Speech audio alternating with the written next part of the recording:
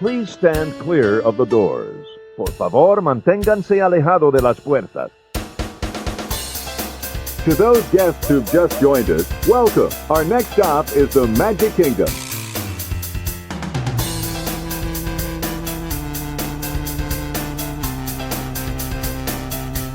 Ladies and gentlemen, we are approaching our station at the entrance to Main Street, USA, gateway to the 7 theme lands of the Magic Kingdom.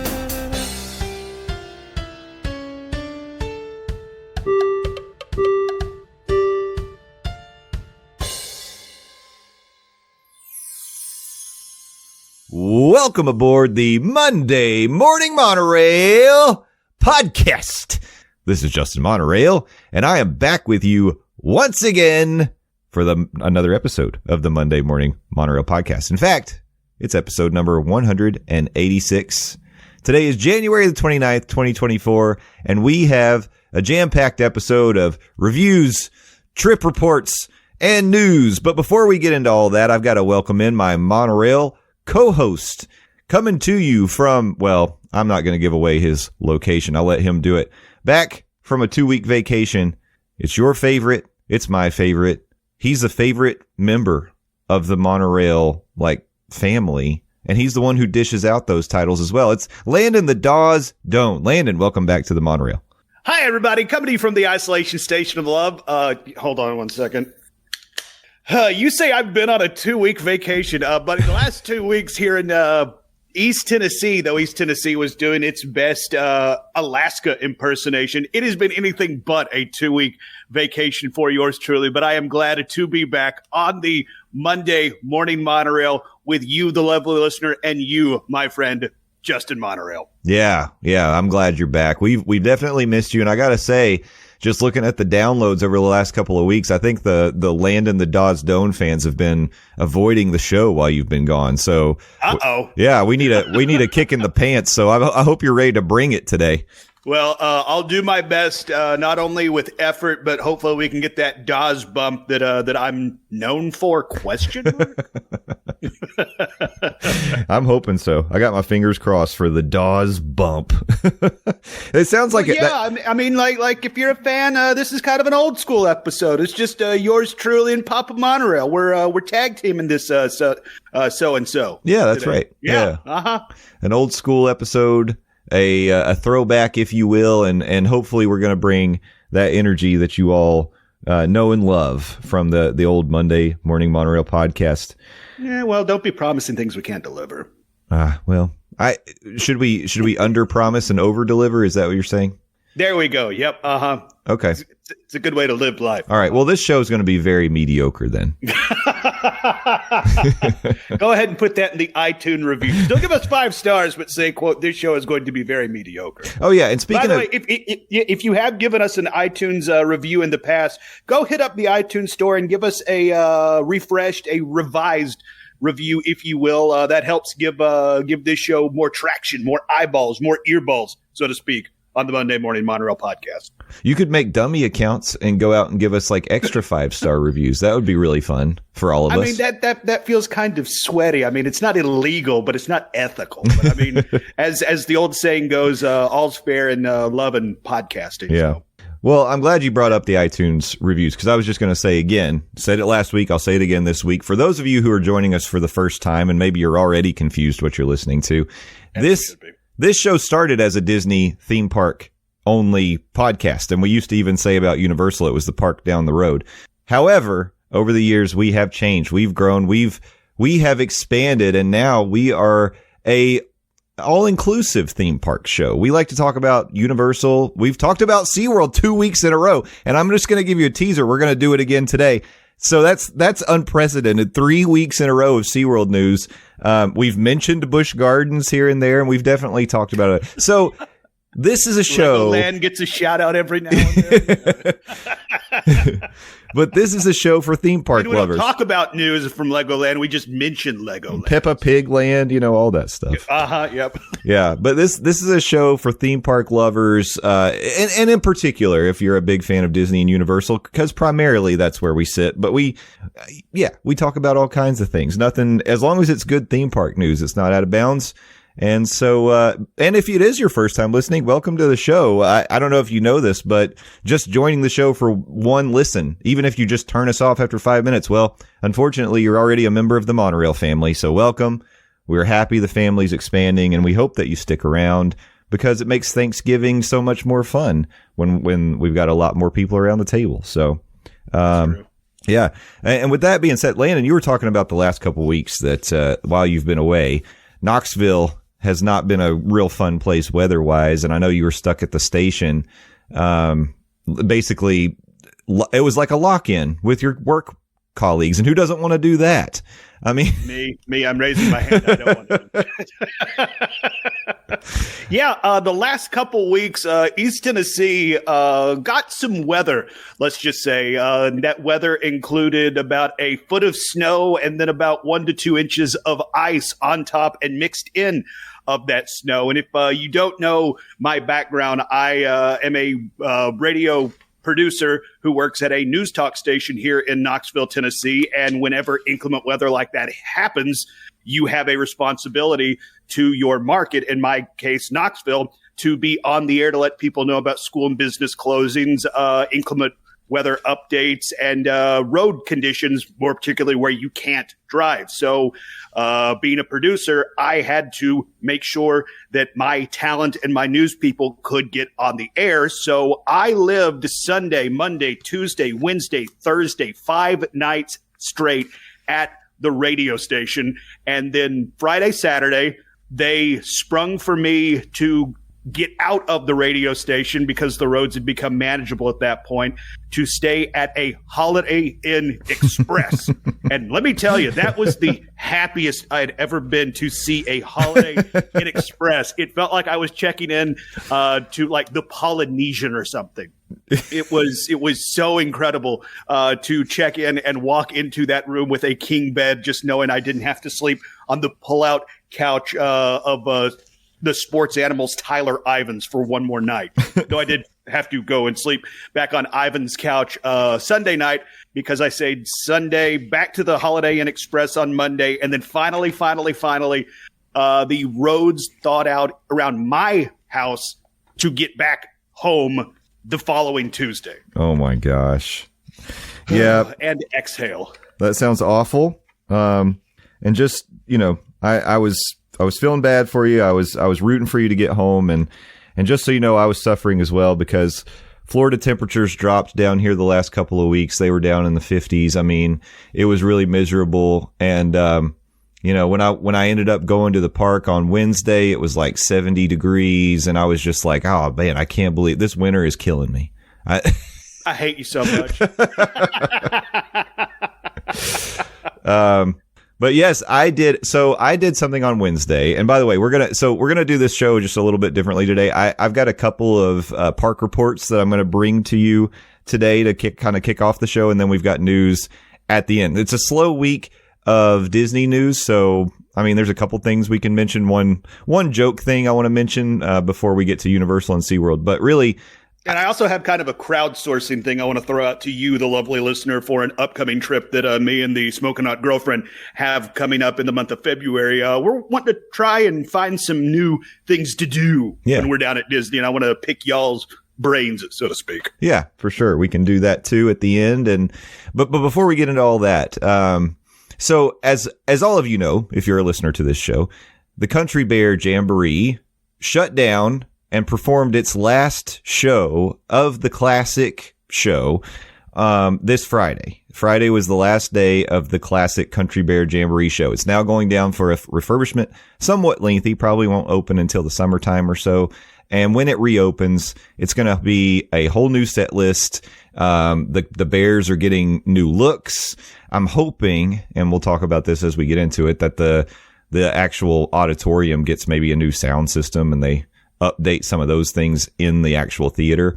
But it's going to be Disney songs in the style of modern Nashville. Now, we've talked about that, and I've shared my thoughts on it. And the more and more I thought about it, I wasn't really super excited about it. So I decided that this week on Wednesday, I would go to the Magic Kingdom and pay my respects to the original Country Bear Jamboree.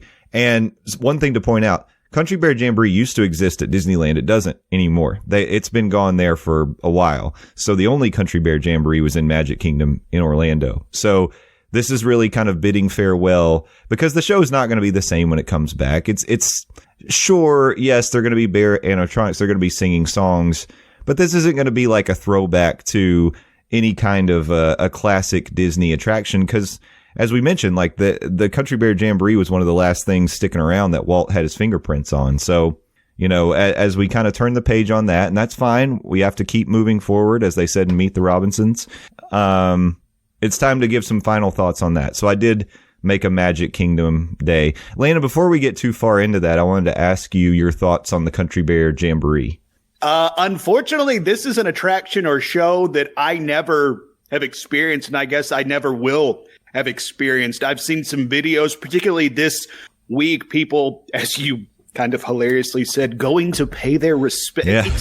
It's not dying. I mean, it's gonna come back, but I digress. I've seen clips and I guess songs from Country Bear Jamboree, but me personally, I've never experienced it. And I mean, I understand why we saw the waits and the lines we saw this week, particularly the day it closed. But I find it kind of hilarious, for the lack of a better term. This is something that generally was a walk-on before we were approaching the grand finale, so to speak. And then the week of, the day of, we saw lines that just wrapped all the way out of Adventureland. And it's like this is still for the Country Bear Jamboree.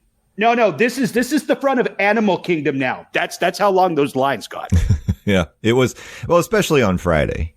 I will say, particularly on Friday. Yeah, I will say on Wednesday, I didn't have any issue getting into the show. And how long did you wait, if at all, on Wednesday when you went? It was really just between shows. So if I didn't walk right in with the doors open, I just had to wait until it did.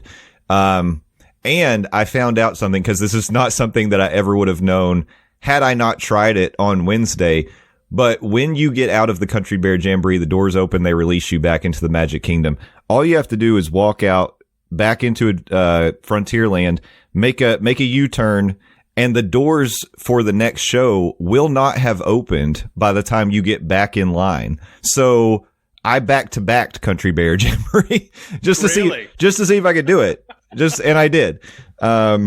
So yeah, it's like, I think they give you sort of, let's say 3 or 4 minutes to get out of the theater before they even open the doors for the next show, which to me was kind of funny, because if you think about, like, when you go to PhilharMagic or if you go to Muppet Vision 3D, when they open the doors to let you out, they're already opening the doors to let the next show in. Mm-hmm. You know, yes. So you're getting chased out of your seats by that next crowd. I guess Country Bear Jamboree, they don't need that kind of efficiency because, you know, it's like you said, it's usually not like there's a big, you're not waiting multiple shows to see it unless you were there Friday. So anyways, so I did go and I got to see the show a couple more times. So let me, I'll just start there and then we'll go back and talk about like how I approached the day. But this is my thoughts. So the show is absolutely dated. But the songs, and I forgive my ignorance, I don't know if these are classic bluegrass songs that they pulled, like maybe folk songs that they pulled to actually put the show together, or if they're all originals. I would imagine that they're probably originals. But I don't know, like, is Blood on the Saddle like something that you would have heard if you were up in the mountains of, let's just say, Tennessee, back in the 1920s or something? I don't know. That is a song by Tex Ritter. It's been around for a hot minute. Okay. Yeah. All right. So there you go. I mean, so some of the songs, then are for sure not originals, but I'll at least say they're not popular. They're not songs that people are well aware of. And so it feels, at the very, you're not hearing Taylor Swift cover it on the radio, is what you're saying. Yeah, it feels at least like they're Country Bear exclusive type songs. So that's kind of cool. And also I feel like we've gotten to the point where that show, the fact that it feels so old, the music feels so old, and the animatronics are definitely like kind of showing their age a little bit.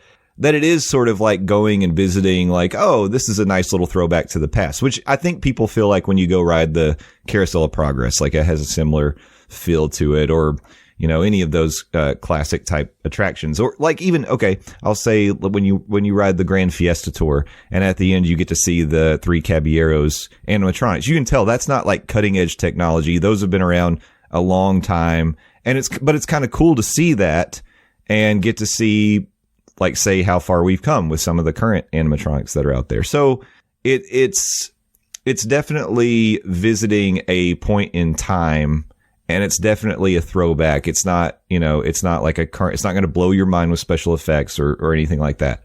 But I'm glad you threw out the term throwback. And it's like, I admitted I haven't experienced this attraction. That was kind of part of the reason that this was never high on my list of priorities when I was in the Magic Kingdom, because as I've said, the most valuable form of currency you have when you're at any Disney park is your time. And it's like, I always felt like, okay, Country Bear Jamboree, it's like, this kind of feels like something out of like a Chuck E. Cheese type thing. Seeing animatronics, quote unquote, perform songs doesn't really do anything for me. Yeah. Well, and that's totally understandable. It really is like more seeing a piece of Disney history. I feel that way when I go to the Tiki Room.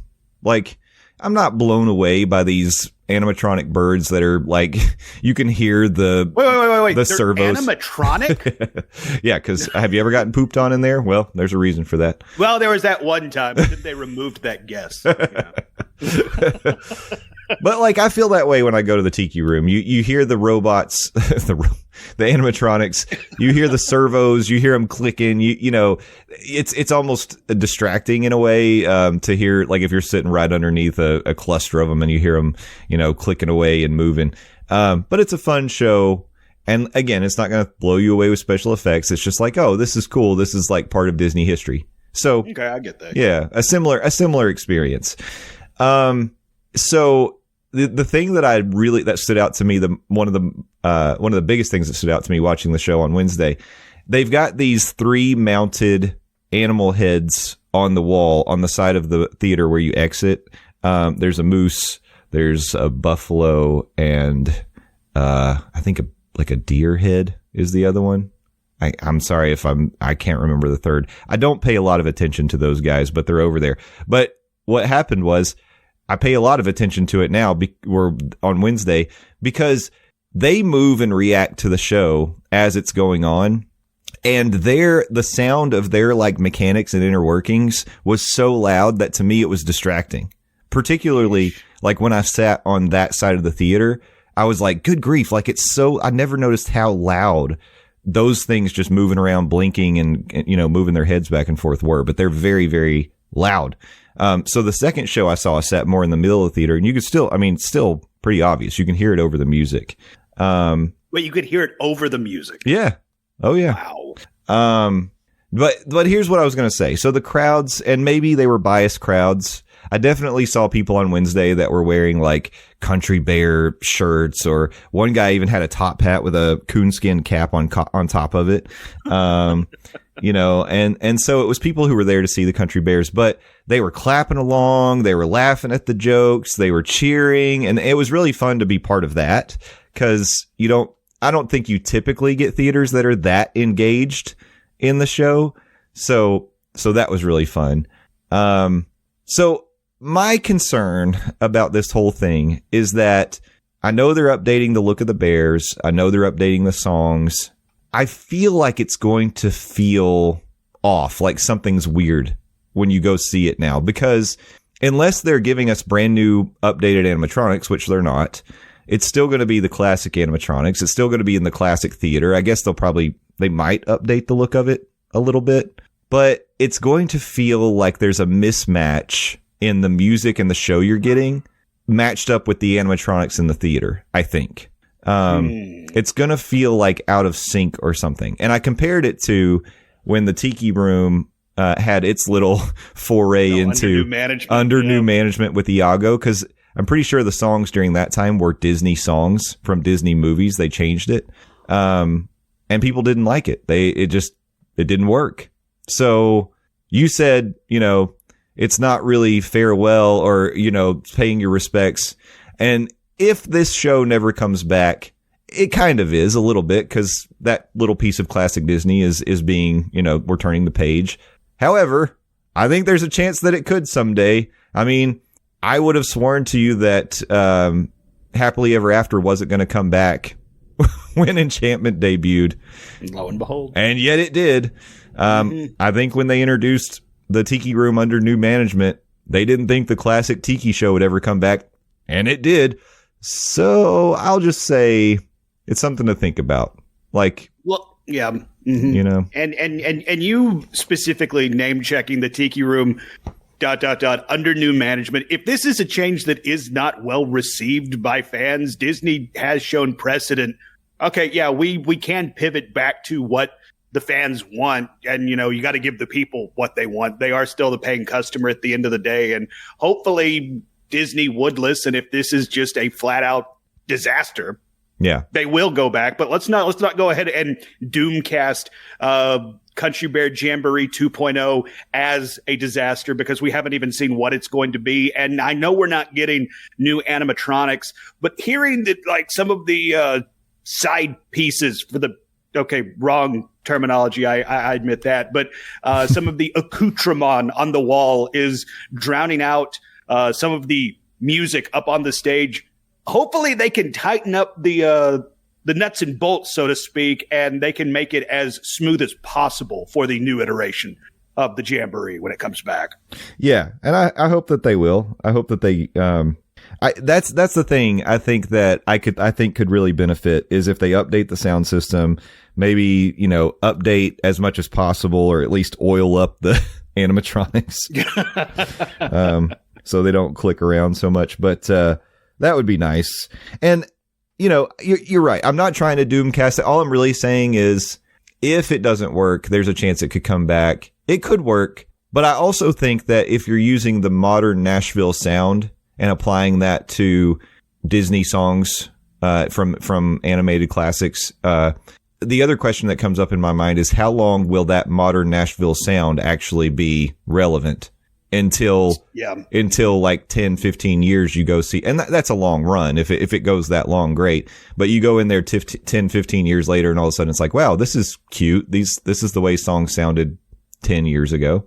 Yeah, this is already dated. How long will the modern sound be modern? And it's interesting that they're going with the quote unquote modern Nashville sound. There are country fans who don't like the current sound of country music. They long for the days of that old school outlaw country of Johnny Cash and Waylon Jennings and stuff like that, and they're kind of moving away from that. So yeah. I mean, you obviously can't please everybody, because if you're trying to please everybody, you'll please nobody. But that is a very good point. If you're trying to go with the modern version of something, eventually it's going to become dated. It kind of goes to the Tomorrowland problem. Exactly.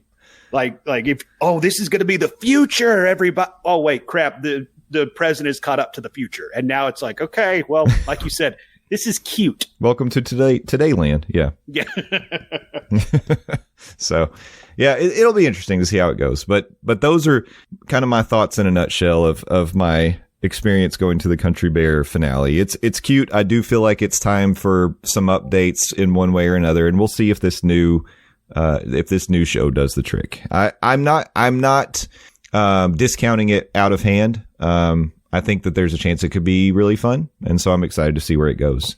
Now, let me tell you a little bit about this day. So this was my first experience as a pass holder going to Disney on a good to go day.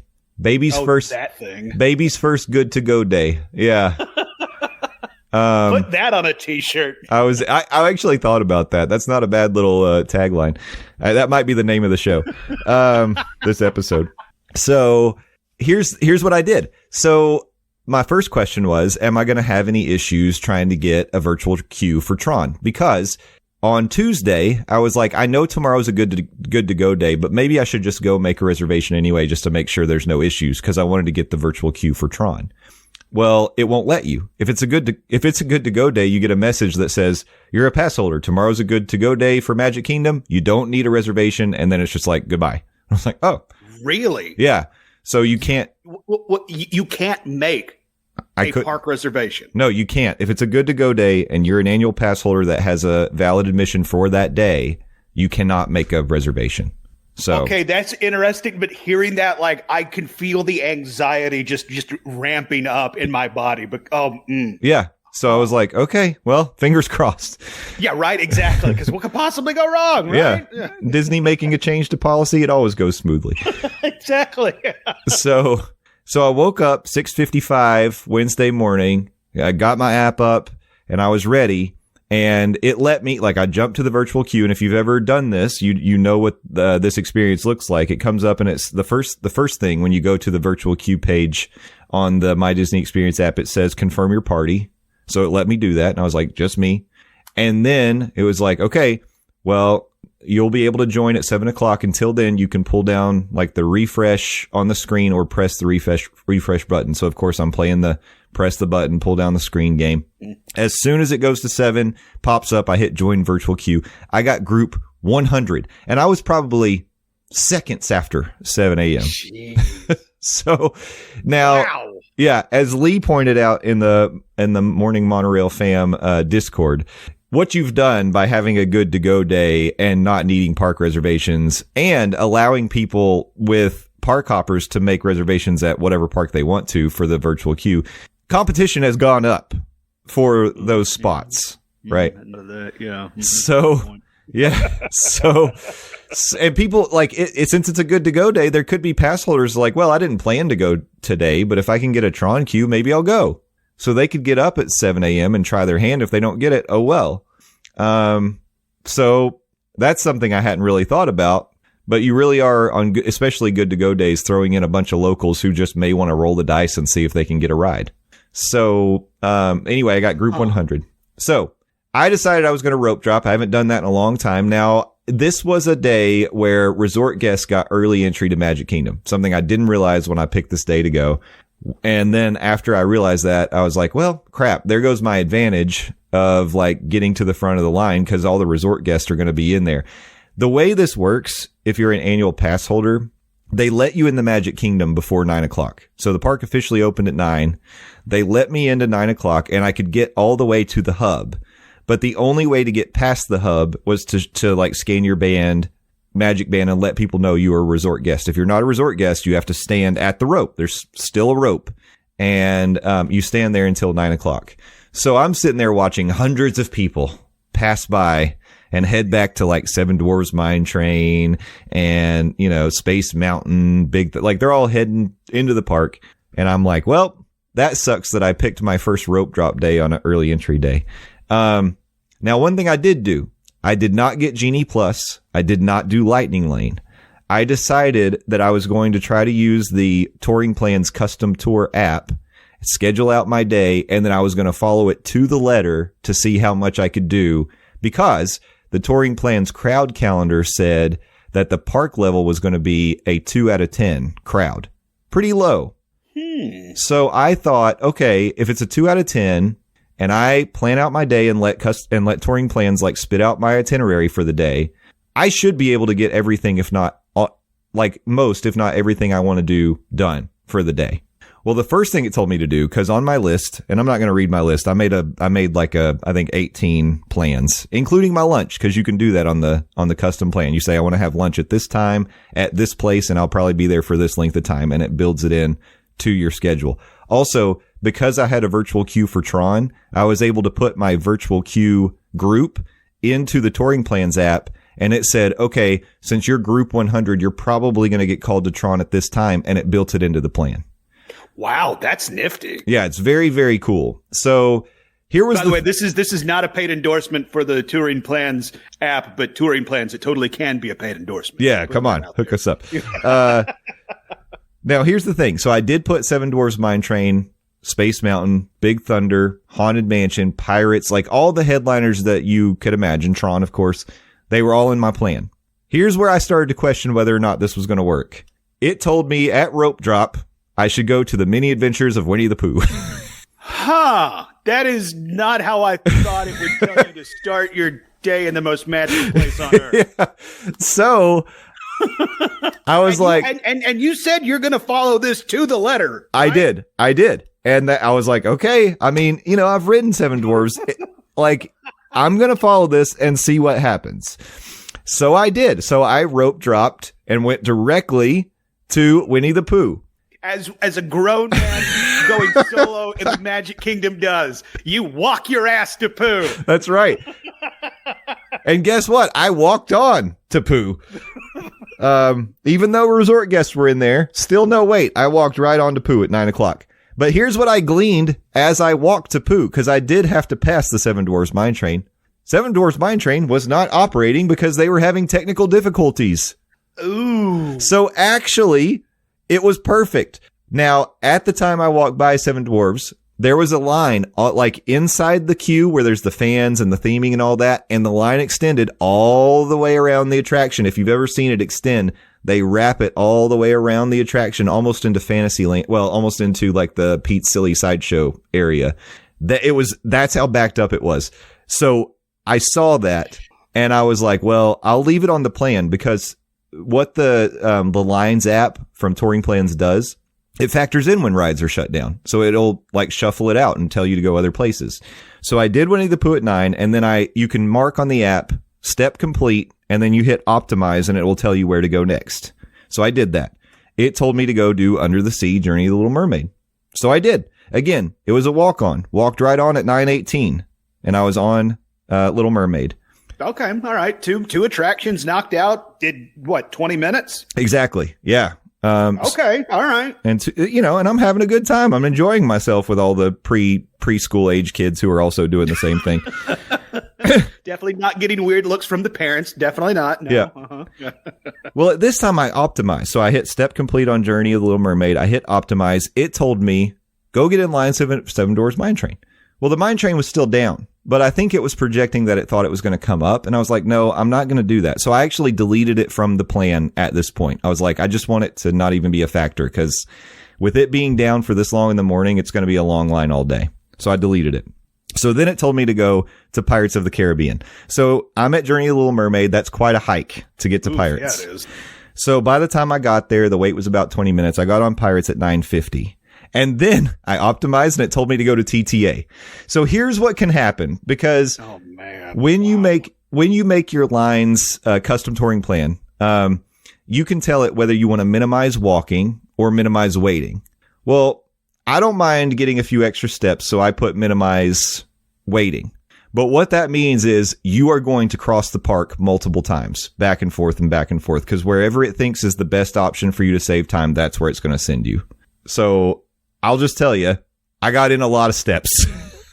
Do you know how many steps you got in that day? Because I mean, it's like what, 10:30 at this point, and you've already gone what, back and forth across the park 3 times? Yeah, I got on the TTA at 10:12. So here's the thing. I didn't wear my Fitbit that day, but I was like, oh, it's okay, because I'm sure my phone has like a step counter, and I couldn't find it. So I don't actually know, but I can tell you that on Pokemon Go, I earned a lot of candies for my buddy that day. So I think it was like, I don't know this for sure. I know on Sunday, I walked 13,000, or Saturday, I walked 13,000 steps at Epcot. I'm going to say I was close to 18, 19,000 at Magic Kingdom, probably. Holy guacamole. Yeah.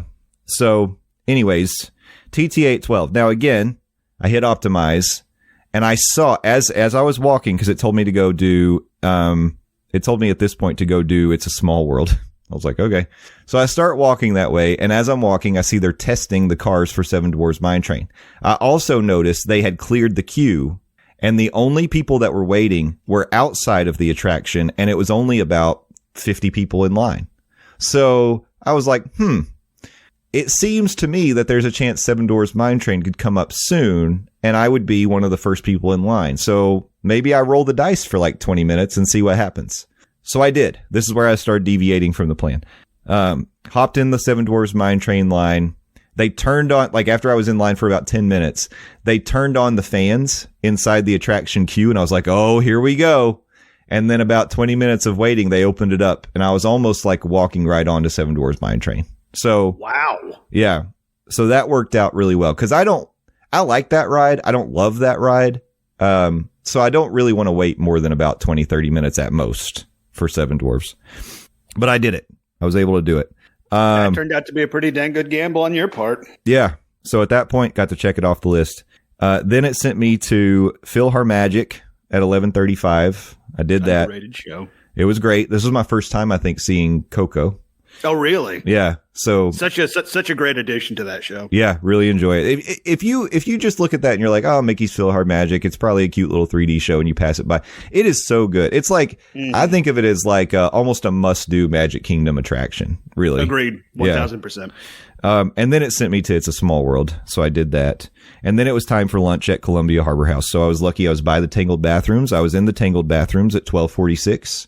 And then I was at Columbia Harbor House at 12:52. Now, is the Tangle like bathroom breaks? Is that also something you put in the touring plans app? You can build in breaks. Okay, all right, but just breaks, not bathroom breaks. Not bathroom breaks. Yeah. Okay, and you can tell it, like if you build in a break, you can say I want to go back to the resort or whatever, and it'll build all that in for you. So then after lunch, it was time for Country Bears. I did it twice. After I got out, it was time for Buzz Lightyear at 2:20. And then I did Space Mountain at 3:10, Carousel of Progress at 3:23, and then the TTA one more time at 3:52, because I was waiting for my Tron group to be called, because, by the way, it had not been called at this point. I think Tron had gone down in the morning and was down for a little while. So my Tron group didn't get called until, like, I waited around, because according to my app, it kept saying you should be called soon. So I waited around after that second TTA ride, and the Tron queue didn't get called until it was like 4:45 or something. Wow. So I walked up, and this can happen sometimes, especially on days where the rides that are on virtual queues go down for a long period of time. By the time you get called, all the people go, and it's like a huge backup. So I saw it, and I gauged it, and I was like, I've been in the line for Tron when it's about that long. That's probably an hour, and I don't really feel like doing that. Shoo. So I didn't do it, and I left. And that was my Magic Kingdom day. Oh, I did try. There's this little food booth over by Tron called Energy Bites, and they have weird stuff. They have like some kind of special ice cream. I don't know. And then they have these slushies, and one of them is a pina colada slushie. So it's not non-alcoholic, sadly, non-alcoholic. But here's what I'll ask you if you're interested in this drink. Have you ever had a pina colada and thought to yourself, I wish this thing was spicy? No, that thought has never crossed my mind, Justin Monorail. Why would you ask that? I would say I don't think that's crossed anyone's mind. But that is exactly what you get when you order this Tron pina colada slushie. It is spicy for some reason. And I'll just tell you, didn't need it to be spicy. I love spicy stuff. I didn't need my pina colada to be spicy. So, yeah, I don't know that I'd put that on the highly recommended list. Huh. That is just a bizarre combination. Yeah. So anyway, I did 1, 2, 3, 4, 5, 6, 7, 8, 9, 10, 11, 12, 13. I did 13 attractions between 9 and 4. And the park was open till 10. So if I had planned on staying all day, I could have done everything at Magic Kingdom. But I just wanted to say, so I didn't do Genie Plus. I didn't do Lightning Lane. But for a day that touring plan said was going to be a crowd level 2 out of 10, it was very busy, I thought. And it made me wonder, and we were talking about it before we started recording, I wonder if they've adjusted their crowd scale for like the new normal. Because when I think of a 2 in Magic Kingdom, I would have thought I was walking on pretty much everything. Like, the only thing lower than a 2 is a 1. Mm-hmm.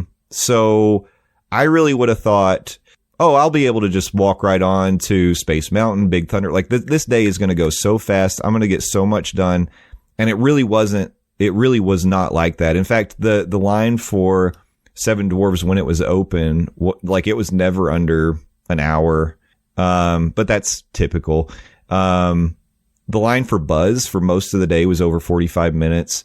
The line for Big Thunder was right in that range, like 45 minutes plus all day long. And this was on a crowd level 2. Yeah. So particularly in Magic Kingdom, I mean, you did say, we were talking a little bit before we started recording. I just don't know if a 2, crowd level exists for Magic Kingdom. And there's something about Magic Kingdom. It always feels more people-y than any of the other parks. Like it takes it out of you more than going to, like, say, Hollywood Studios or something. So, I mean, maybe to your point, they have readjusted to, I hate this term, the new norm, so to speak. But then again, I thought we were getting reports that the, quote, revenge travel was over. I know. And we were going back to pre-pandemic levels and stuff like that. So who knows? I know. I agree. I just think, I don't know. I just don't think that what we think of like slow times, what they were in the past, like pre-pando at Walt Disney World, I don't know that we'll ever see that except for just random days where maybe it's a combination of weather or just before a holiday or whatever it may be. This was it was January 24th or 25th, the day that I went. People should be in school. It was the 24th. Kids should be in school, I would think. It's a middle of a week. It was odd. It was busy though. It was busy. Or maybe people wanted to travel south because they were living in areas like East Tennessee and they saw what was coming and were smart enough to get out of Dodge. It's like, hey, I want to go somewhere warm and leave home where we're going to get a foot of snow. Maybe that's what you were running into. I don't know. That's possible. Like, you're right. I mean, people could have been sort of escaping the bad weather to come down for a little, unplanned break or something. But God knows how many times I was saying when I was stuck at the radio station, I would give my kingdom for a trip to leave for Disney right now. Right. So what to take from that, I guess, is a couple things. One is, if you're a local like me, it doesn't really impact you that much to go to a park and not be able to do everything that you want to do because you'll be back. It's no big deal. But if you are traveling down and say this was kind of a trip where you're just at the last minute, you're like, hey, it's, really crappy weather. Schools are going to be closed or whatever. Why don't we take a little surprise trip down to Disney for a few days? I think in order to really guarantee that you're going to be able to control your day, it is almost to the point where you may need to invest in that Genie Plus on a day-to-day basis and just be able to guarantee, well, I know for sure I'm going to be able to do like at least a handful of those headline attractions, if nothing else.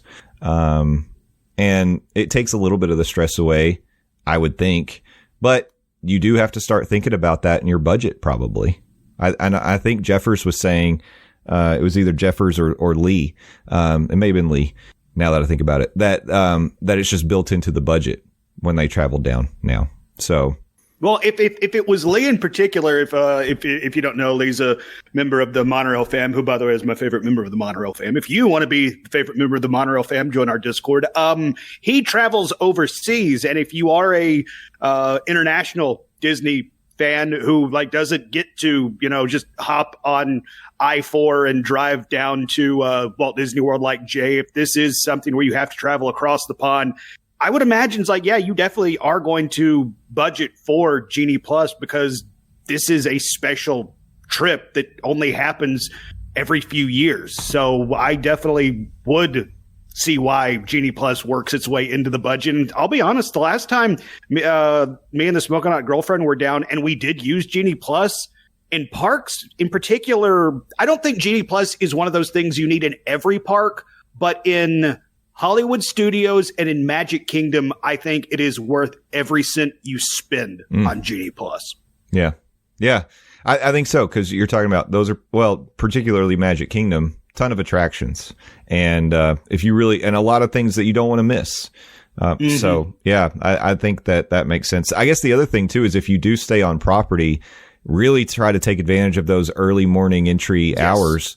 1000%. Because I mean, like Landon said, in my first hour, I got 3 attractions done, even though I was a regular guest and had to come in after the resort guest. Those early morning hours are so valuable to maximize your park day. Cause once people get in there 10, 11 o'clock, I mean, that all of a sudden now you're down to maybe an attraction an hour at best.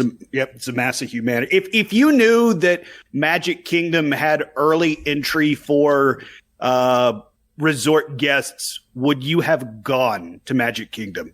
I don't think I would have rope dropped because I think I would have just gone and just really focused on Country Bears, but since I had decided that I was going to go that day and I looked at the calendar, saw it was a low, and I was like, well, I'm going to rope drop. And then I just didn't even look because I'm dumb.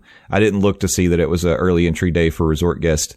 I made that decision and I was like, okay, I'm going to see how much I can do. If I had known it was an early entry day for resort guest, I still would have gone. I just would have been like, oh, I'll just get there sometime in the afternoon and do Country Bears a couple times, have a snack and get out of there. Probably. Okay. All right. Yeah. So, but it ended up being an interesting experiment to see, like, on a good to go day as a local, how much can you get done? And I was doing like commando touring, like I'm going to rope drop. I'm going to go attraction to attraction. I'm going to follow this custom touring plan.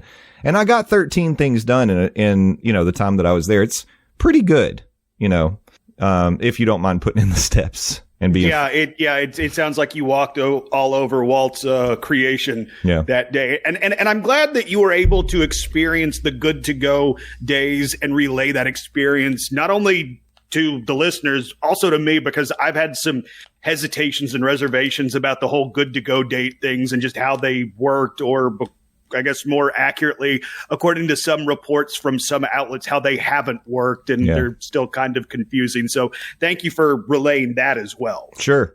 I will say, like, when I tapped my Magic Band at Magic Kingdom, I was waiting to see that green circle because I'm like, let's see what happens. Again, when you said it wouldn't let you make a park reservation, just even thinking about that, like I feel an anxiety ball in the pit of my stomach just start to form. It's like, oh God, no. We need to be reprogrammed. By the way, speaking of good to go dates, in the month of February, they added a handful of new good to go dates for annual pass holders. February 5th, 7th, 8th, 12th, and 13th are now new good to go dates. Yeah. FYI. Almost. So. It's a lot. A big chunk of February is a good to go day for annual pass holders at this point. So while we're talking about like anxiety and virtual queues and things like that, let's jump to Saturday, because Saturday was not a good to go day.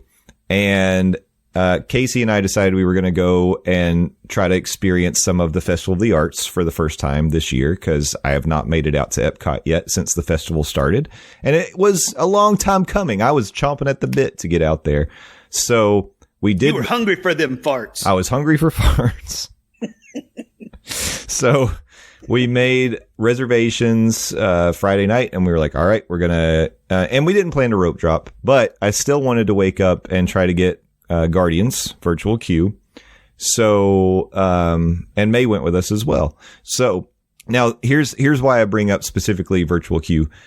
First of all, I must have been like on a whole nother level on Saturday morning, because I got group 2 for Guardians. Whoa! What? A single digit virtual queue group. I know. Sorry. I think that's the lowest virtual group I've ever gotten. But at the same time, I was like, damn it. We were not planning to be at the park. It's like, we have to be there now. Yeah. Get in the car. Like, no, we don't have time to dress. Just go. Yeah. Cause this was 7 a.m. We weren't planning on getting up until about 8:30, and group 2 gets called as soon as the park is open. So I'm sitting there thinking, oh my God. Now, and everybody's asleep. I got to go around and wake people up and say, hey, we need to get moving. Well, as it turned, that's perfect. You had to wake everybody up on a Saturday to go to a thing. Oh, yeah. So wake up. We have to go have fun, y'all. Yeah. So I did. Now, but here's the thing: I couldn't get people moving fast enough, and I also slept a little bit longer, and so we didn't leave the house. The group got called. Group 2 got called at 8:40, which was wild because the park didn't open till 9. But I guess they just. Oh my God. Yeah. So when your virtual group gets called, you have an hour to get back and scan in for the ride. So we had to be there by 9:40. Oh my gosh. We were planning on being there till 11. So, so by the time we left the house around 10. Our group window had already closed. And so we got to the park and were scanned in and heading towards Guardians. It was around like 11, a little after 11. And I said, well, there is a difference between the Tron virtual queue and Guardians. Typically with Tron, if you miss your window, you are SOL. They don't let you in There might be a little leeway, like, oh, we're 5-10 minutes late, because they understand, oh, maybe you had to go to the bathroom, maybe you were dining, who knows. Usually there's a tiny bit of wiggle room, but they're not going to let you in hours late. Yeah, 90 minutes like y'all are. Yeah. So, but with Guardians, there's been leeway in the past. I have showed up after my group has been called and they've let me do it. So I was like, I'm not going to say anything to the cast member. Let's just walk up and scan and see what happens. So we walked up. It's like 11:05. Again, our window closed at 9:40. I scan my band. It does the blue thing, which means there's a problem instead of turning green. The cast member looked down at his tablet, pressed a button. My ring turned green. He let us go. What? Oh my God. Didn't say anything. So you didn't think to get this cast member's name to give them a cast compliment? Well, I mean, I didn't ask him to do it. He just did it. And like, so he saw, like, I had a group of 3. So when Casey scanned her band, I saw him looking down. He pressed the button for her and then he did it for May. And we were on our way. And I was like, well, there you go. Wow. So I am very glad that worked out, because when you mentioned the Titan, yeah, I got that same anxiety ball in the pit of my stomach. So I'm glad it worked out for you. I couldn't believe I needed those two things to be reversed. I needed Group 2 for Tron and Group 100. 100 for yep. But it was fine. And update on the song. So we got September. This was the first time getting September. Nice. On Guardians, and that was really good. I liked it a lot. That's my white whale. That is the one that I want the most. Yeah, apparently. I've yet to get that one. This was only maybe the 6th time that I've ridden Guardians. I've gotten Iran, I've gotten Conga, I've gotten Everybody Wants to Rule the World twice. I got September, and then I think I got Iran twice as well. And out of the ones that I've gotten, Iran is easily my favorite. I think it fits the ride the best. It's the best vibe. Mm-hmm. I think, and Natalie, again, in the Discord group, said that her favorite was Everybody Wants to Rule the World. That one really changes the vibe of the ride, because it's a little bit of a slower tempo song, and it kind of makes it a little more like you're gliding through space rather than like a rockin' trip through space. Ooh, the hair on my arm is standing up thinking about that. That's cool. Yeah, it's really interesting. It definitely changes the experience of the ride. And apparently Cocktail Bob was mad at me because he's never gotten Everybody Wants to Rule the World, and I've gotten it twice, and he's ridden Guardians like 100 times. So well, dang, Bob, that's no reason to be mad. I just said I've never gotten it. Jeez, settle down, dude. He's grumpy sometimes. Big, tall drink of water. That guy's like 9 feet tall. He's very tall. Yeah. But anyway, it was a good day. We got to do Guardians, and then I just wanted to share. We tried quite a bit of snacks and drinks and treats from the Festival of the Arts.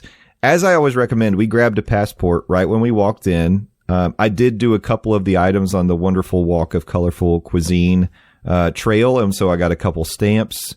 I still need 4 more or 3 more. I need 4 more stamps to get my treat, the reward you get for filling up your stamp book. But a couple of highlights I wanted to share. I had this last year, and so it's not a new item, but it's still maybe one of the best things. Cuisine Classique is the name of the food booth.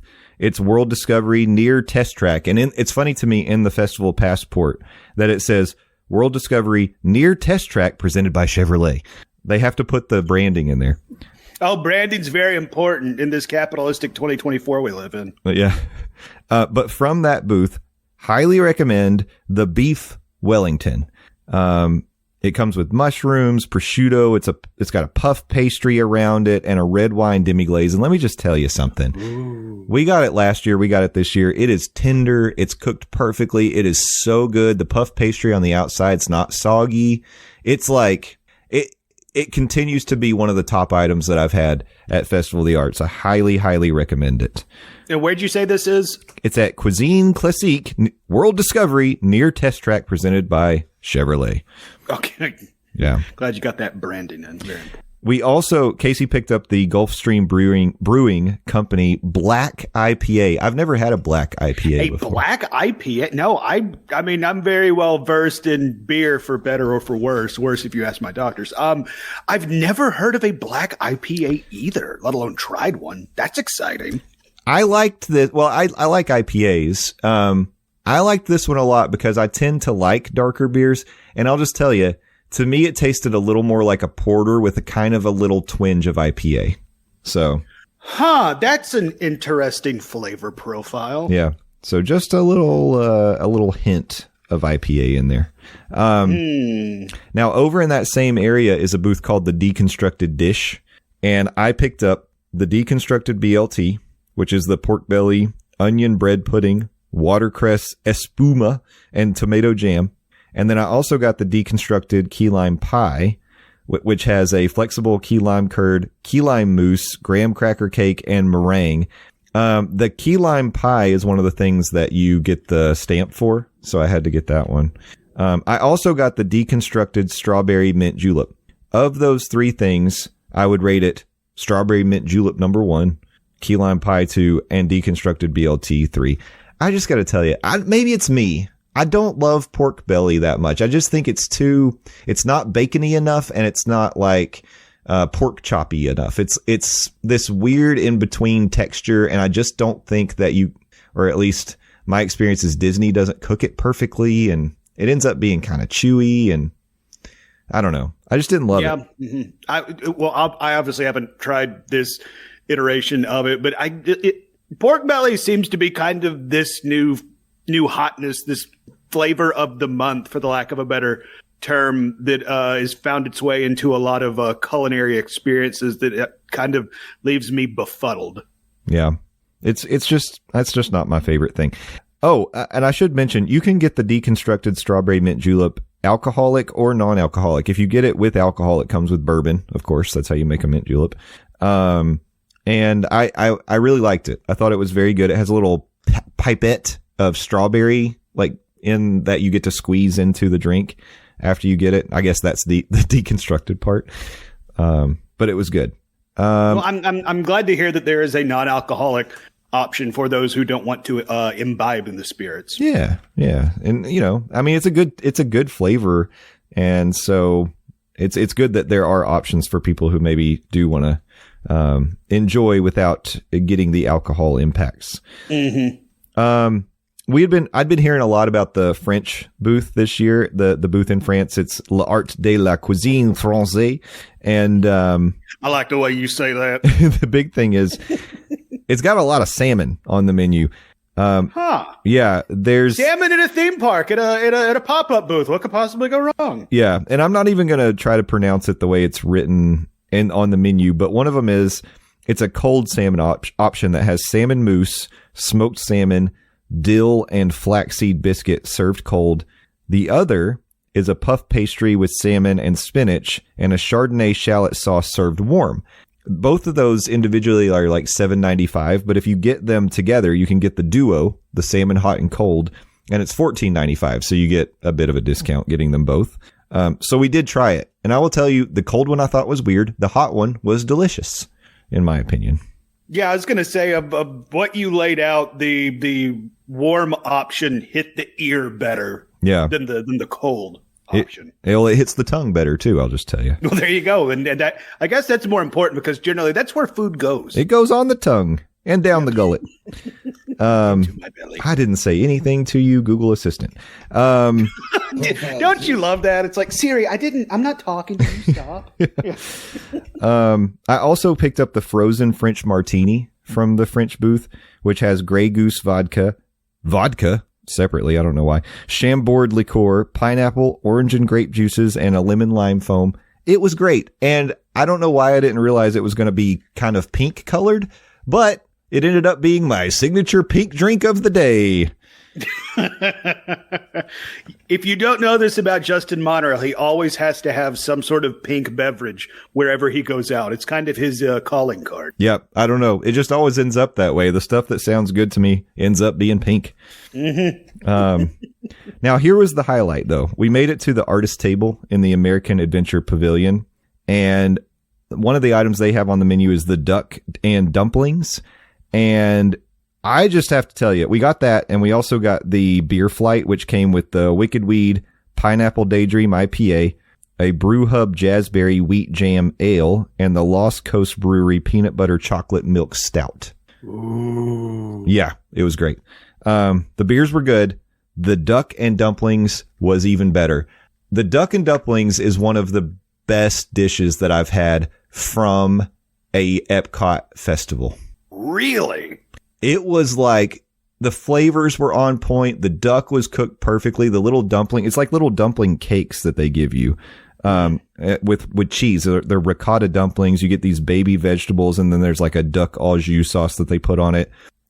There's the duck has this smoky flavor. If you do what I do, where you try to get the perfect bite and you get a little sample of each of the items on the fork, you take a bite. I got to tell you, it was like, it threw me back to meals I had growing up, like that my nanny would make on Sundays for lunch, where we'd have like really good chicken and dumplings, and it was like all smoky and home cooked. And man, it was like the most comforting taste.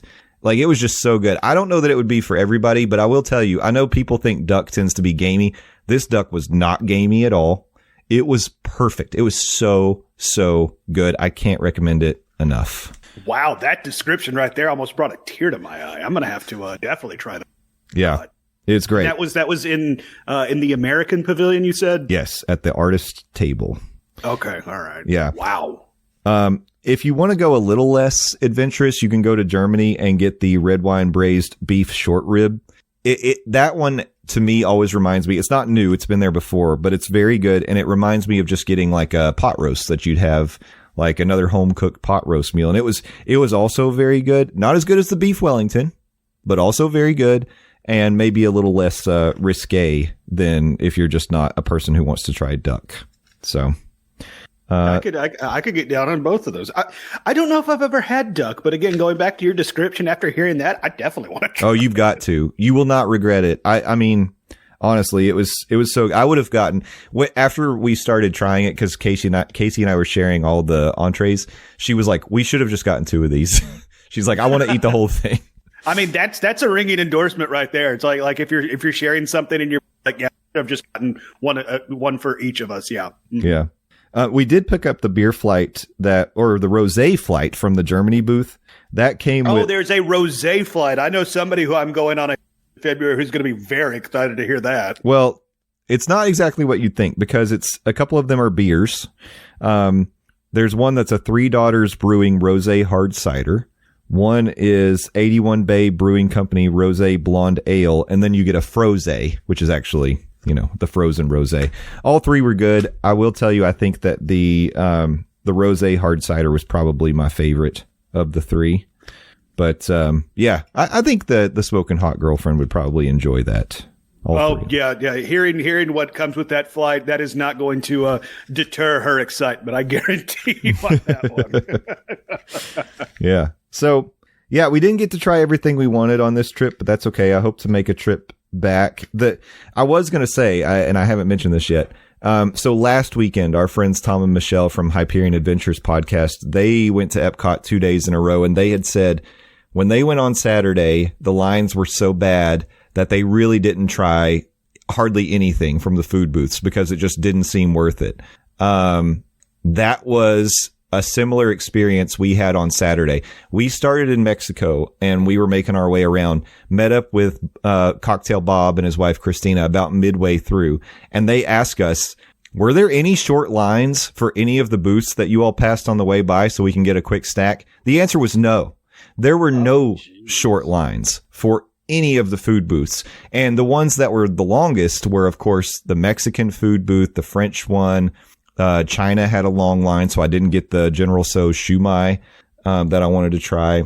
And there's a lobster tostada at the Mexican booth that I was dying to try, and I didn't. Ooh, oh my God. Yeah, so I didn't get that. You can do that? Yeah. That sounds awesome. Yeah, I'm telling you. And one thing I will always say, though, about the plating for Festival of the Arts, all the plating is beautiful. And that sometimes, like, for example, the deconstructed key lime pie, there was a wait for it because they really take their time to make sure it's appealing to look at. And that could be part of why the lines are a little longer this year. But I don't know, man. I was shocked. I really was shocked and May kept saying it. She was like, isn't this January 27th? Why is it so busy in Epcot? And it was was pretty packed full. It was it was a good and bad thing because it probably saved us some money that we couldn't line up for just everything we wanted. Mm-hmm. Yeah. But well, there you go. That's a good way to frame it. And also, while you were doing that, I was looking at my upcoming trip. It's like, okay, good. My days in Epcot are on a Monday, Tuesday, so I don't have to worry. Yeah, I think you're gonna be better off, but I still think it's gonna be busy. Oh, I do too. Yeah, because apparently we're going on like President's Day, and it's the end of farts. Oh yeah, yeah, it's gonna be very people-y. Great job, Landon. You jackass. But anyway, hopefully those recommendations help some people out. I mean, there's a lot of really good stuff and a lot of stuff that we didn't even get to try just because it was so, like, I wanted to try the bone marrow and the beets, and we didn't get that. As I mentioned, the lobster tostada, the General Tso's shumai. There's a lot of really good options. I mean, you don't get nearly as many booths as you do at like Food and Wine, of course, but it's higher quality overall, I would say. The average quality of each dish is higher. And as you talked about, there's a presentation element as well. So. Yeah. The Gourmet Landscapes booth from Canada is the one that has the Varus roasted beets and then the roasted bone marrow with onion marmalade. Sounds really good. And wild mushroom risotto, which is probably great as well. So of those three, I'd go for the mushroom risotto. You can have your beets and bones. Beets and bones. That should be the next Epcot festival. Beets and bones. They'll have music. Beets and bones. Yeah. Presented by Chevrolet. Yeah. So yeah, that wraps up my recap of my visits to Disney this week. I was glad that I got to try so many things and I felt like I was getting valuable information to bring back to our Monorail fam and share on the podcast. So that was good too. If you have any questions that you would like answered about the Festival of the Arts, my experience with virtual queues, whatever it may be, just let me know. You can do that. I mean, if you want to reach out at the Morning Monorail on Twitter, Instagram, whatever, it's at Morning Monorail. You can send us an email, mondaymorningmonorailpodcast@gmail.com.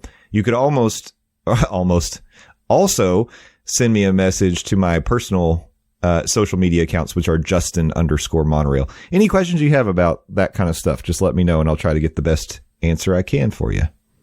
Thanks for bringing that to the table. I thought that was some good information. And also, it sounds like you had a good couple of days down at Walt Disney World. Yeah, it was all right. Not too bad. The weather was great. And I complain that it's busier than I expected to be, but it's not like, going on New Year's or something. So it's hard to be too upset about it.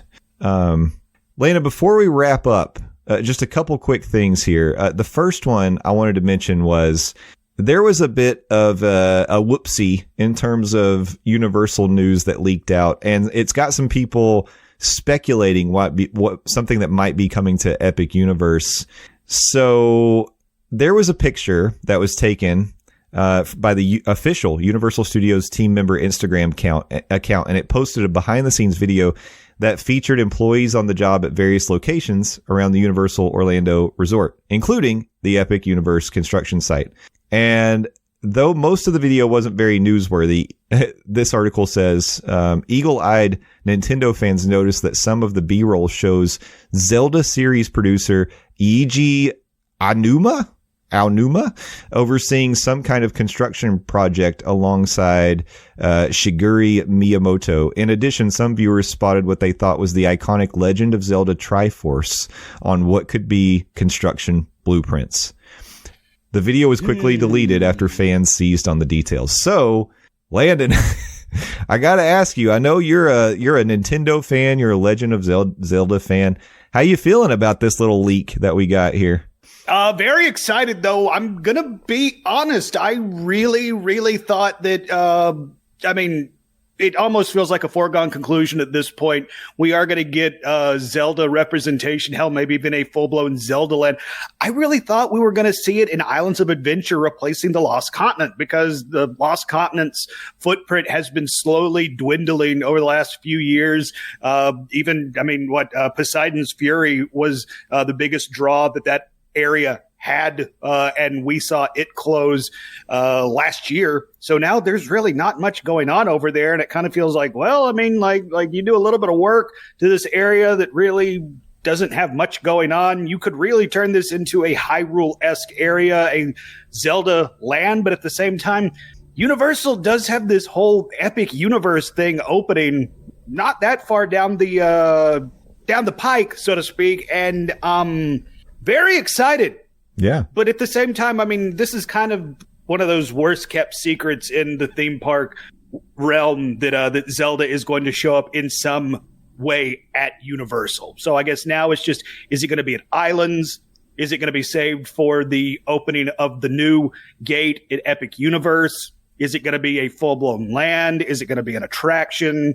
We're just kind of in a wait-and-see mode. But it's like, I think this pretty much does confirm Zelda in some iteration is going to be in a Universal park sooner rather than later. Yeah, and I think, there's still a chance that this could be happening on the Lost Continent as opposed to Epic Universe, but who knows? I think overall, like you said, it's exciting news for Zelda fans. And 1,000%. And especially with what Zelda's been doing here in the last couple of years with Breath of the Wild and Tears of the Kingdom, it's really kind of reinvigorated, whatever you want to say, the Zelda franchise. I mean, like, Zelda is one of the most iconic video game franchises of all time, but particularly what they've done with Breath of the Wild and Tears of the Kingdom has really put a new spin on that franchise. And if Universal and Nintendo are going to use that version of Zelda to kind of be the blueprint for what they want to do, that is very exciting. Oh, yeah. That'd be so cool. I'm just, man, the closer and closer we get, the more and more we see of like ride testing at Epic Universe and all the information that's kind of slowly getting leaked out. It's just the anticipation's growing. 1,000. Yeah, me and the Smoking Hot Girlfriend, we've already talked about Epic Universe does drop. We are going to re-up Universal APs because we are going to be there so much. Oh, yeah. Man, you won't be able to get me out of that Dark Universe section. I'm just going to live there. If it lives up to half the hype of what we're building up in our brains, like Epic Universe is going to be so awesome, and Disney, you are once again going to have to answer the bell that is Universal. That's right. Yeah. Well, and SeaWorld, because SeaWorld is trying to raise their game, and I mean Disney's got to get some juice going with some exciting announcement that's not the Country Bear refurbishment. What? That doesn't do anything for you? Not really. We got Showbiz Pizza animatronics, y'all. It's going to be singing Dua Lipa songs.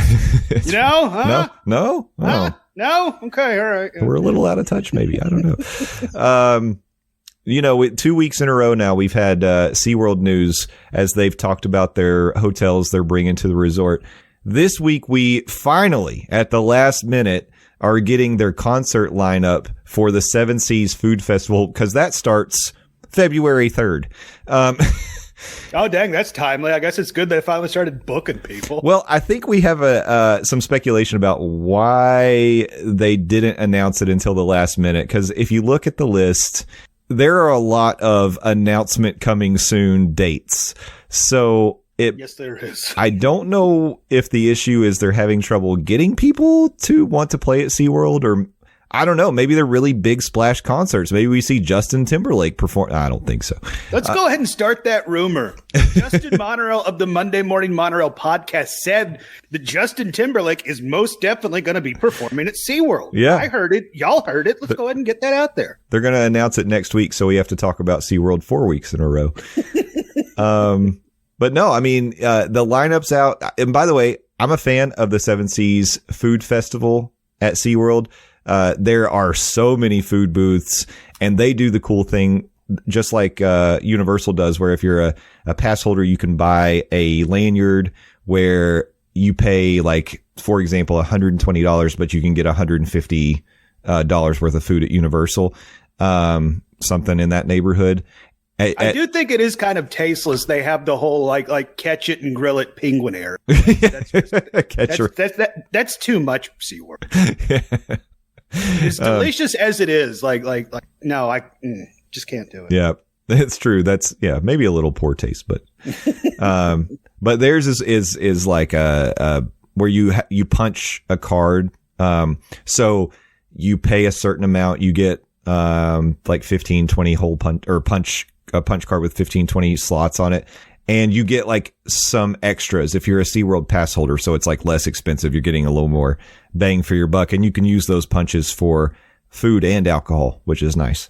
But anyways, here are the concerts we know are coming to the Seven Seas Food Festival. Kool and the Gang will be there February 3rd.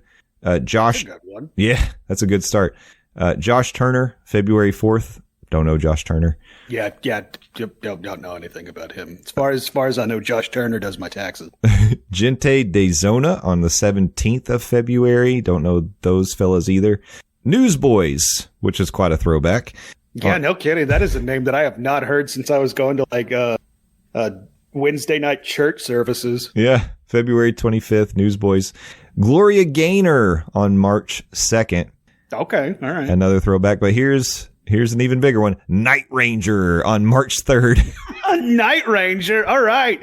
You can go see some fishes and then get your sister Christian on, everybody.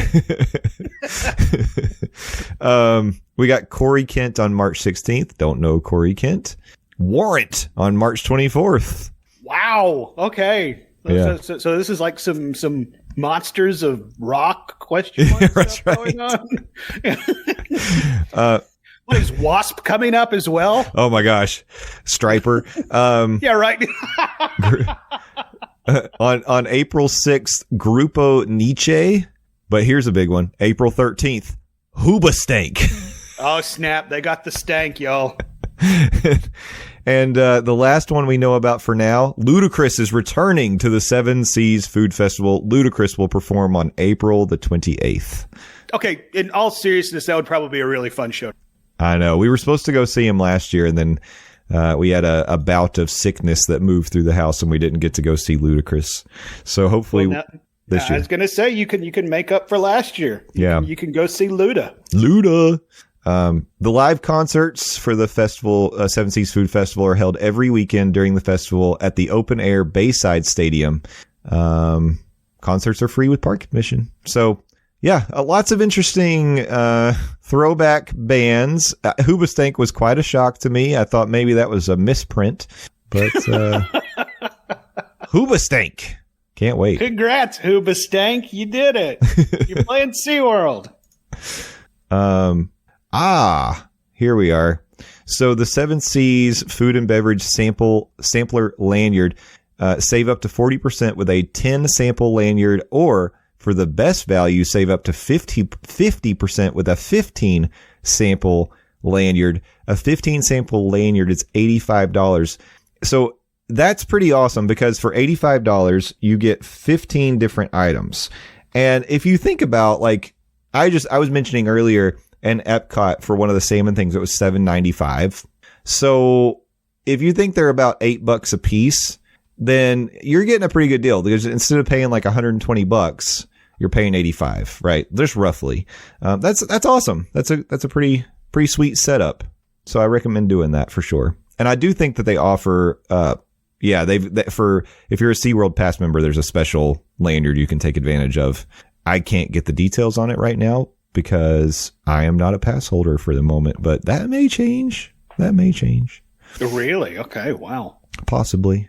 Well, I do think if we mention them 6 weeks straight on the podcast, not only will they give us APs, we'll become the official podcast of SeaWorld. So, I will tell you this right now. If SeaWorld was going to offer up and say, hey, if we get to be featured on every episode of the Monday Morning Monorail podcast, we'll give you both annual passes, boom, done. Yes, we are 100% here to sell out for you, SeaWorld. We'll do it. We'll become SeaWorld's favorite podcast, even though they have no monorail. Yeah, would we have to go through rebranding at that point? No, they have to think about building a monorail. Exactly. They have to bow down to us. Yeah. We're the ones with the established fan base, not you, SeaWorld. Exactly. Yes. Yeah, don't think about what he just said too much. Just go with it. Just kidding. Surely they've got a sense of humor over at SeaWorld. They'd have to. Well, that's going to wrap it up for today. It wasn't a very busy news cycle, and there was one thing that I wanted to bring up that's sort of a rumor Magic Kingdom item. It was actually mentioned on news, the weekend update on SNL last night. But I think I'd like to wait until Steffers can comment on it as well, just to get her opinion. Okay. Yeah. So I'm going to hold off on that. You all may know what I'm talking about already, but we can get into it. We're going to that'll be a little tease for next week. We do. Yep. That's what we call a tease in the business. But before we get out, I have a crowdsourcing thing I want to throw out for an upcoming trip. Do we want to hold off on that as well, or is it cool to do it here now? Do it now. Okay, cool. So as I've referenced a couple times in this fine episode of the Monday Morning Monorail podcast, this is a fine episode if I do say so myself, I have a trip coming up in the month of February with myself and the Smoking Hot Girlfriend going on our anniversary trip. And this is not going to be the first time we've gone down to Disney to hang out, ride some rides, and eat some eats and drink some drinks. And we have discovered we kind of go to the same bars and stuff. So we want to ask you, the lovely listener, where's some places that we need to hit up? Where's some watering holes that we need to visit? We want to pick your brain. So here are some of the establishments that we have been to. So keep this in mind when you reach out and give us a suggestion. We're looking for a new place. Or if you can't think of a new place, what is a drink or an experience that we need to try at a specific place? Does that make sense, Jay? I think so. Yeah. Okay. All right. These are some of the bars that we've been to. We went to Abracadabar, which that's a whole story in and of itself. We went to Bar Riva.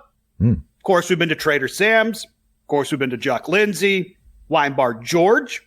We've been to the Enchanted Rose. Skipper Canteen. Don't know if that you could consider that a bar, but I mean, it has a fun atmosphere. We've been to Ogus. Of course, we've been to Baseline Tap House. Of course, we've been to Rose and Crown, Cava de Tequila, and Epcot. Been to the bar area of Steakhouse 71. Might go to the restaurant side of Steakhouse 71. And of course, the Nomad Lounge in Animal Kingdom. Those are some of the places that we've hit up multiple times on our trips to Walt Disney World. So I want to know, what are we missing? What do we need to go experience? Hit us up on the social. You can hit me up at Landoz, at Does Disney on Twitter. Hit up the podcast itself on the socials as well, and get in the Discord as well. Maybe we can read some of those answers next week. Help us plan our trip, people, because as you know, planning a Disney trip is exhausting. Yeah, but it's always fun to try new things. Yes, it is. Did you say you haven't been to Three Bridges? No, have not been there. At Coronado? So I would put that as an early contender for one that you should try. Okay, I don't know if I've ever been to Coronado, period. You did too. You went to Rex's, Rick's. That's right. Rick's. Yeah, the sports bar. That's true. Yeah. Mm-hmm. Yeah. Okay, yeah. You went to Rick's. That place is legit. So Rex's. I was thinking of T-Rex. Rick's, yeah. But yeah. Rex's. Three Bridges Bar and Grill always gets recommended, and I have not made it out there yet. So I think, and that would be one that you could probably get into relatively easily without too much of a fuss. But I'm gonna hold back. I'm not gonna give any more recommendations for now because I'll let other people do that. But that's going to be an example of one that you guys could recommend to Landon and Lindsay. Yeah, and that would be perfect because we do have some rest days built in exclusively to Resort Hop and go to Disney Springs. So I mean that's exactly what I'm looking for. Also throw in the Edison as well. We've been to the Edison. We're definitely going back there. Yeah. I was thinking there was one that that came to mind that I know you've been to, and now it slipped my mind, but I don't think you said it. Like that's the thing. It's like I know I'm missing some that I didn't mention. I know I'm missing some. Yeah, that's all right. You may get some dupes, but that's okay. I think the idea here is like if you were if you were going to recommend a lesser known bar on Disney property to someone who's traveling to Disney, I mean, keep in mind the ones Landon mentioned, but just, you know, what are some of those out of the way places or less popular ones that you're like, you got to go here and try this out? Mm-hmm. Yeah, so. 1,000%. Been to Enzo's Hideaway, both the bar and the restaurant. That's the one. Enzo's. That's the one I was thinking of. Yeah, me, you, and the Lotus went there when I took her on her Christmas trip. Yep. Yep, they got a good hazelnut old fashioned, my friends. Oh, that's so good. So good. So let's get those recommendations. Hit up Landos, Lendos. I think it's time to sing your that song. Was almost gimmick infringement. Hit it. Hit them with your tags and your songs and all of your plugs. All right. Landoz, please go down. I'm the best. Landon, don't, not the rest. That's you can follow me 280 characters at a time on Twitter. I also appear on the Phil Show, News Talk 98.7 WOKI radio station locally here in Knoxville, Tennessee, streaming 6 to 10 a.m. Eastern Standard Time at newstalk987.com. Also available on the iHeartRadio app and the News Talk 987 app as well. Damn, it feels good to be back on the Monday Morning Monorail podcast. It has been a long, cold 2-ish weeks. How long has it been since I've been on this thing? It's been a couple weeks. Yeah. It's been a long time, but I am so glad to be back with y'all once again. Thank you for giving us the time that you do. It means the world that you give us a second, let alone a minute or an hour, however long this podcast has been going. You could be doing literally anything else in the world with your time, and the fact that you give it to us does not go unappreciated. Y'all are the best fans in the podcasting game. You're the reason we keep doing this. Love y'all. Thank you. Take care. Yeah, absolutely. Could not have said it better myself. As we go out the door here, I do want to say one thing because I know that she'll just love it. If you haven't already reached out to Jen Dillow and wished her a happy birthday, please do it, because she loves her birthday so much. And I know that she wants all the birthday wishes, even belated birthday wishes, to continue to remind her it's her birthday. She is one half of the sibling duo on Theme Park Thursday with Dillo's Diz. Jen, happy birthday from the Morning Monorail. We love you, Jen. Happy birthday! Congratulations on being older than me. And I hope that you all will do that. And I hope that you will hang out with us on Twitter, on Instagram, on Facebook. Our group is the Monday Morning Monorail Fam on Facebook. If you don't want to do that, at least join us right back here next week for another episode of the Monday Morning Monorail podcast. And until you do that, thank a team member, thank a cast member, be excellent to each other, and party on, dudes. We'll see you next time. Bye-bye.